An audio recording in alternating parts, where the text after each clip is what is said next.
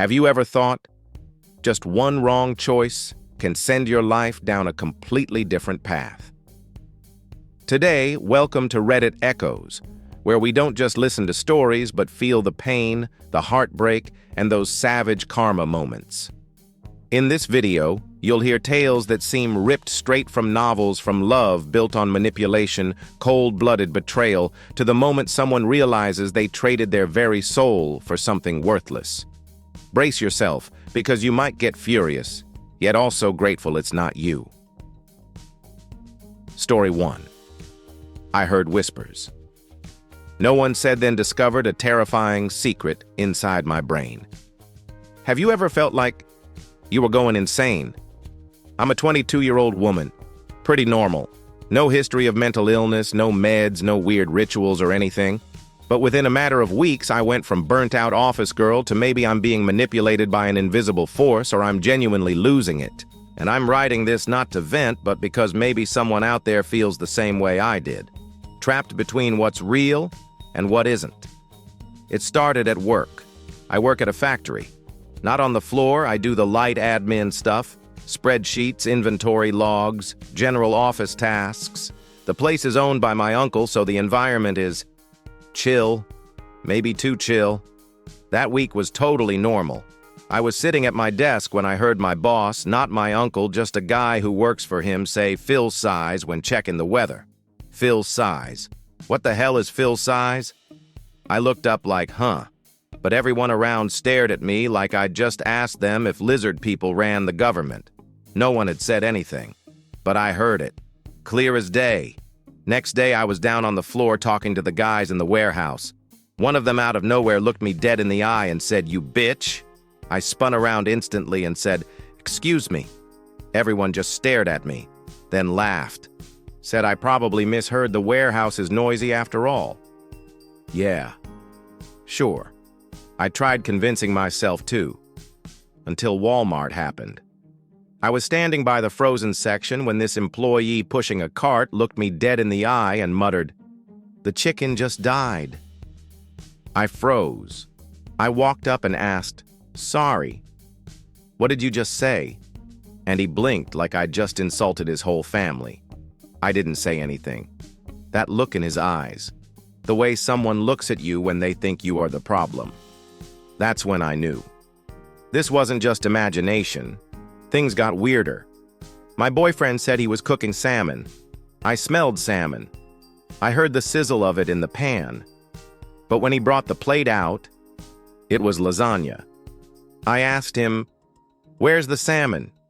He looked at me like I'd lost my mind. "What I told you, we're having lasagna tonight." I started questioning everything. My favorite shirt, which I swear was green, was now blue. Not maybe I remembered wrong blue.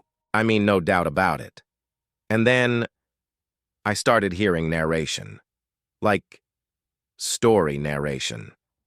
She turned back toward the crowd, unaware that today would change everything. No one said it aloud, but it echoed in my head, not like inner thoughts, but like someone else was narrating my life. Was I hallucinating? My best friend, someone who's known me forever, pulled me aside one day and said, "Are you okay? You look different." That's when I broke down. I told my boyfriend everything. And instead of freaking out or mocking me, he held my hand and said, "We're going to the hospital. Right now." I didn't want to go. How do you explain to a doctor, "Hi, I'm hearing things no one says"? It sounds like the opening line to a psych ward admission, but I went anyway. And thank God the doctor I saw, he listened. He asked questions, took notes, ordered scans, x-rays, MRIs, the works. I was lying there in that freezing room, shaking, running through every possibility. Am I crazy? Will I need meds forever? Will this be my life now? A few hours later, the doctor came back. His face was serious. "I'm sorry, but we found a mass in your brain." That moment felt like someone hit the off switch inside me. A tumor in my brain. Surgery was scheduled the next morning. Me, the same girl who a week earlier was complaining about her boss smelling like sardines, was now going under the knife. Brain surgery. My boyfriend held my hand the entire night. He comforted me, whispered reassuring things, told me we'd get through this. And then he left me. Yep. The second he realized recovery would take months, maybe years, with therapy fatigue and God knows what else, he was gone. No calls, no texts, just vanished. I moved in with my family, nurses, doctors, caretakers, angels in disguise. If it weren't for them, I don't know if I'd still be here. I lost my job. I lost my sense of direction. I felt like I'd fallen into a black hole. But slowly, I climbed out. With therapy, with love, with pain, with stubborn, desperate willpower. 10 years later, I still have scars, some physical, some emotional. I'm not Miss Sunshine every day, but I'm okay. I met a man, lumberjack type, rough on the outside, soft on the inside. His mom also had a brain tumor. We clicked like puzzle pieces, finally snapping into place. I chose a life with no kids. I chose peace, no social media, no traitors, no whispers in the dark. I chose me. And if you're out there feeling like I once did, just know you're not crazy. But also, don't stay silent. Speak up. Get checked. Because sometimes the nightmare isn't in your head. It's attacking it from the inside. If you're still here, thank you for listening to my story. There are moments when you feel like you're losing yourself. But sometimes, all it takes is one person who believes you. One person who listens to change your world. This is Reddit Echoes, where every story echoes a truth. You're not alone. Like the video, share your thoughts in the comments and hit subscribe so you never miss the next true Reddit story. Story 2. I thought I had the perfect boyfriend. Until he forbade me from crying, I never thought I'd be the kind of person telling her life story on the internet.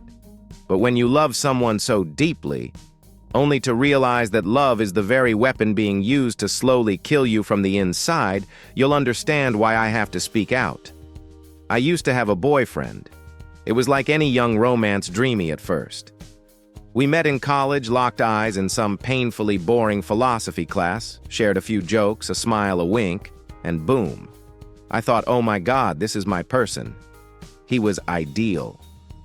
Emotionally intelligent, loved philosophy books, drank black coffee, always said stuff like, I want to understand your inner world. Yeah. Looking back, I want to slam my head against a wall every time I remember those lines. We started dating. He always emphasized how much he respected my privacy. Then 3 weeks in, I found out he was secretly following a private Instagram account I'd never told him about. I laughed. Thought it was cute. First mistake. It started small. One time, I wore a dress out with my girlfriends. He texted me, "You look amazing, but don't let anyone else see that." At first, I thought it was sweet. Then it became, "Why would you wear something like that unless you wanted attention?" Then came the guilt trips. I trust you. I just don't trust the world around you. Bit by bit, I stopped going anywhere except his place, my place, and school. He never yelled, never broke anything, never cursed. He used logic, calm words, gentle tones. The kind of guy that if you said he was controlling people would look at you like you were crazy. And I started to believe it too. I remember one day I was sobbing. My grades were tanking. I felt like crap. I collapsed on the floor of my dorm crying uncontrollably. He walked in, looked at me, sighed, and said, "You know, smart women shouldn't let their emotions get the better of them." I went completely silent. At the time, I thought he was trying to help me be stronger. Now I know he was slowly choking the life out of my feelings until I didn't even recognize myself anymore. One time I found a weird message on his phone from a girl named Hannah. I asked him about it. He replied, "You don't trust me. You have trust issues."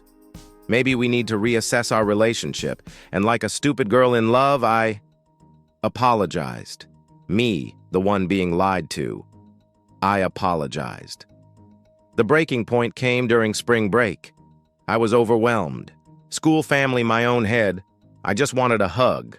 I went to his place, I cried, and he said, "You make me feel weak. I can't love a woman who can't control her emotions." I froze. No, I shattered. That was the moment I realized his love had conditions. The condition was, I had to be perfect. Always smiling, always composed, never vulnerable. A mirror for his excellence, not a real human being with tears and pain. I went home. No texts, no calls. He blew up my phone. 15 missed calls, 27 texts, emails. He even messaged my best friend, "She needs help. I'm worried about her. She's unstable." I went to see a therapist. And after hearing everything, the therapist asked just one question that made me shake. "Do you know you're in an emotionally abusive relationship?" I broke down for the first time in months. I allowed myself to cry in front of someone else. I cut him off, blocked his number, deleted my social media, changed accounts. I thought it was over. Then he posted a long Facebook rant, longer than our philosophy papers, titled, "I Loved the Wrong Person," a story of a man abandoned for loving too much. And guess what? People believed him. I got unfollowed, criticized, mutual friends turned their backs. One girl I used to have sleepovers with in high school messaged me, "You really did that to him." I was torn apart by public judgment, while he was hailed as some kind of hopeless romantic hero. But I didn't go back. I started healing, went to therapy, joined support groups, started journaling again. I relearned how to cry, how to be angry, how to say no without guilt. 2 years later, I met my current boyfriend, a goofy gamer guy who loves cats and doesn't read Nietzsche. Once I cried over a TikTok video about abandoned dogs, and he just hugged me and said, "Cry all you want. I'm right here." And honestly, I don't need anything more than that. If you've ever been in a relationship that made you feel like you were the problem just for having feelings, remember this: love should never make you feel smaller than who you are. This is Reddit Echoes, where imperfect stories are told with honesty and heart. If you see yourself in this story or know someone who needs to hear it, share it. And don't forget to like, comment, and hit subscribe so you never miss the next true Reddit story. Story 3. I never wanted kids, but he orchestrated an entire lie to force me into pregnancy. I used to think that being with someone who also didn't want kids meant life would be easier. No pressure, no diapers, just two people in love free to chase life like wild adventurers. But I was naive. And eventually, I realized he never actually agreed. He just pretended to. I'm 31 now. When I met Alex, I was 27 and he was 29, a put-together finance guy, minimalist cat lover, and most importantly also child-free by choice. We met at a TEDx event in Boston. He smiled when I said I loved peace and quiet. He told me it's rare to meet a woman who openly says she doesn't want kids. I joked they're adorable when they're someone else's responsibility. And just like that, we had a dream relationship. Alex supported everything I did. When I switched careers from marketing to sociology research, no problem. When I said I wanted to spend 6 months doing meditation training in Thailand, he said, "You have to live for yourself." I loved him, blindly. After 2 years, we moved in together. And that's when the topic of kids crept back in. Not from me, from his mother. I'll never forget a dinner at her house. She looked at me, held my hand, and said, "You really don't want children. Alex has always loved kids. When he was little, he asked me to buy him a baby doll so he could play dad." I gave a nervous chuckle. Later that night, I asked Alex about it.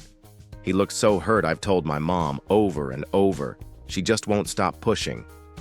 "I'm sorry you had to hear that." I hugged him, and somehow I felt guilty.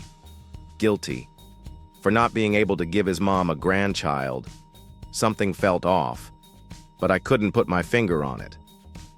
Then Alex got into a minor car accident, hospitalized for a few days. I dropped everything to take care of him. He seemed more fragile afterward, more dependent. One evening I asked, "Is there anything I can do to help you feel better?" He whispered, "If we had a child, maybe I'd feel strong again." I froze. I reminded him, "Alex, we agreed. No kids. That was always the plan, right?" He turned away and said slowly, "Don't you see how much life can change? Life is fragile. What's the point of living if we leave nothing behind?" That line haunted me for days. I started doubting myself. I Googled regret of not having kids. I talked to my sister, mother of 3, constantly tired, always looked half dead, but she still told me nothing's more rewarding than being a mom. I felt lost. Then Alex began therapy. But not just any therapy.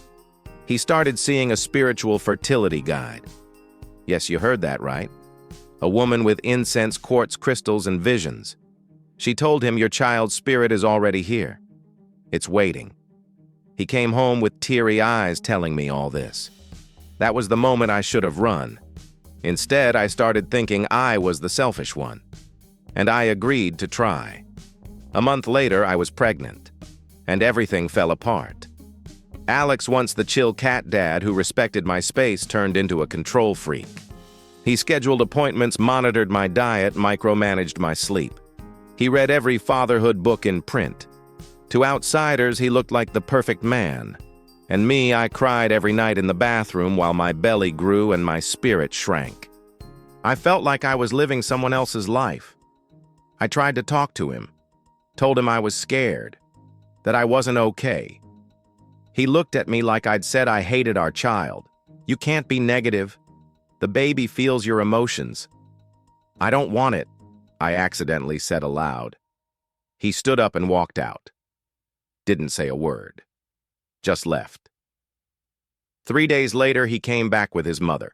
Yes, her. The same woman I had tried so hard to avoid. She came in carrying a tiny baby blanket and said, "This was Alex's when he was a baby. You better get ready to be a mom. You're not a free spirit anymore." I broke. I went back to my old therapist. After hours of talking, she asked me just one thing. "Did you actually agree to this pregnancy, or were you manipulated into believing it was your choice?" I said nothing. Then I broke down in tears. A few weeks later, I left, moved in with my best friend, cut off all contact with Alex. I sent one email, told him clearly I would decide my life, and that life no longer included him. He never replied. But 3 days later, his mother posted on Facebook, "It's heartbreaking when modern women only care about themselves. My grandchild won't be born because of one ungrateful woman's selfishness." His entire family attacked me online. Some called me a murderer. Others messaged me, "Hope you die alone." I was broken, but I still didn't go back. I chose to end the pregnancy, the hardest, most painful decision of my life. But it was my decision. 3 years later, I'm living in Seattle, working in social research, and telling stories like this to warn other women. I don't hate children. I hate people who weaponize love to control others and call it "because I love you." Love isn't always about sacrifice. Sometimes it's the most beautiful trap you'll ever walk into. But if you're brave enough to leave, you'll find yourself, and you'll never have to apologize for it. This is Reddit Echoes, where twisted truths get untangled. If you've ever been emotionally manipulated or forced to live a life that wasn't truly yours, share this story. And don't forget to like, comment, and subscribe so you never miss the next true Reddit story. Story 4. I married him for the money, but my regret was never about the money. It was about the love. If you asked me today whether I ever loved my ex-husband, I'd say no. But if you asked whether I regret marrying him, well, that answer is a lot more complicated. My name is Lynn. I'm 33. I once married a wealthy, successful, well-known man in exchange for a life I never had. and I paid for it with my self-worth. I grew up poor. My dad was an alcoholic. My mom worked as a seamstress. My childhood was dodging fists and dodging the shame of hand-me-down uniforms, while my classmates flaunted iPhones and I had an old beat-up Nokia. I swore to myself, when I grow up, I will never be poor again. I was smart. I was pretty, and yes, I knew it. I used both like tools to claw my way up.